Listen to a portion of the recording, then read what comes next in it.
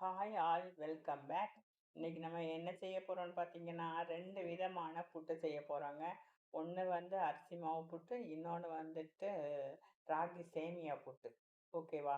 Okay வாங்க வீடியோக்குள்ள போயிடலாமா? போயிடலாம். அதுக்கு முதல்ல ஒரு பாத்திரம் வச்சுக்கோங்க. அதில் கொஞ்சம் உப்பு போட்டுக்கோங்க. உப்பு போட்டுட்டு நம்ம அரிசி மாவு இருக்குல்ல, அரிசி மாவு அதில் போட்டுக்கோங்க. போட்டுட்டு நல்லா கலந்து விடுங்க. கலந்து விட்டுட்டு சுடு தண்ணி இருக்குல்லங்க, நல்லா கொதிக்கணும். தண்ணி கொதிச்ச சுடு தண்ணியை அதில் ஊற்றி கை பொறுக்க பொறுக்க நல்லா பிசைஞ்சு எடுத்துக்கோங்க. நல்லா குழச்சி எடுத்துக்கோங்க. எடுத்துட்டு இந்த மாதிரி பிடிச்சு விட்டா கொழக்கட்டை மாதிரி இருக்கணும். அப்படின்னா தான் நல்லா இருக்கும். ஓகேவா? பின்ன ஒரு குக்கர் வச்சுக்கோங்க. குக்கரில் கொஞ்சம் தண்ணி ஊற்றிக்கோங்க. தண்ணி ஊற்றி அடைச்சி கொதிக்க விடுங்க. தண்ணி கொதிக்கட்டும். நம்ம அதுக்குள்ளே 10 நிமிஷம் ஆயிடுச்சுங்க. நம்ம போட்டு விட்டு 10 நிமிஷம் ஆயிடுச்சு. குழச்சி வச்சு 10 நிமிஷம் ஆயிடுச்சு. அதை எடுத்து புட்டியோட புட்டோட உலக்கு இருக்குல்ல, உலக்கில் போட்டுக்கோங்க. உலக்கில் போட்டுட்டு இதெல்லாம் நிறச்சி விடுங்க பார்க்கலாம். கட்டி இருக்கக்கூடாது. கட்டி தட்டாமல் அதில் போட்டு விடுங்க. குழலில் போட்டு விட்ருங்க. போட்டு விட்டுட்டு அடைச்சி விடுங்க.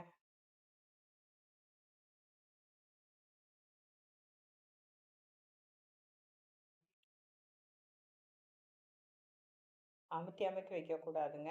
லேசாக தான் மேலே போட்டு விடணும். அப்படின்னா தான் புட்டு வேகும். அமுத்தி வச்சிங்கன்னா வேவாது. குக்கரில் நல்லா தண்ணி கொதிச்சு ஆவி வந்துருச்சுங்க. அதில் போட்டு விடுங்க. போட்டு விட்டு புட்டு குட்டி எடுத்து மேலே வச்சுட்டு அதுக்கு மேலே அடைச்சி விட்ருங்க. அடைச்சி விட்டு இப்போ ஒரு 10 நிமிஷம் போதுங்க. 10 நிமிஷம் கழித்து வெந்துருச்சு. வெந்ததுக்கப்புறம் எடுத்து விடலாமா? வாங்க.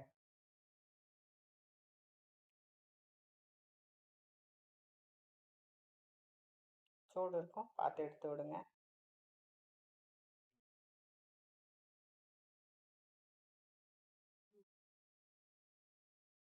அதுபோல் நான் எல்லாத்தையும் அவிச்சு எடுத்துக்கிட்டேங்க.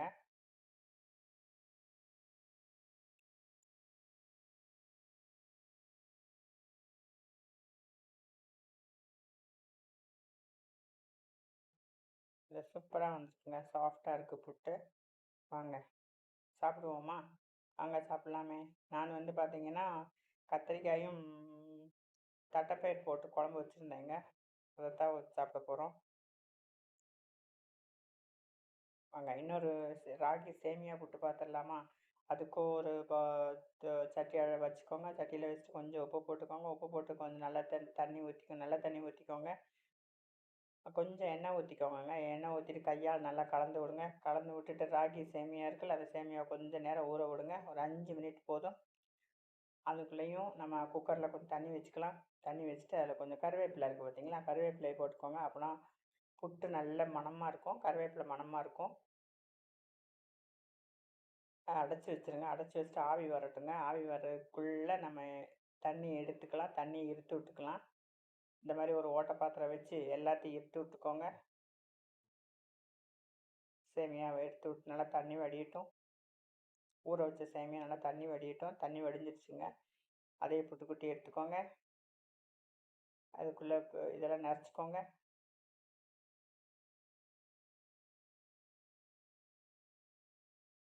நிறச்சி அடைப்பானை வச்சு அடைச்சிக்கோங்க. மூடி வச்சு அடைச்சிக்கோங்க. அடைச்சிட்டு வாங்க அதே மெத்தடில் உள்ளே தூக்கி வச்சுருவோம். மேலே தூக்கி வச்சுருவோம். வச்சுட்டு ஒரு 10 நிமிஷம் போதுங்க. இந்த 10 நிமிஷம் வெந்துருச்சு. அதை எடுத்துக்கோங்க.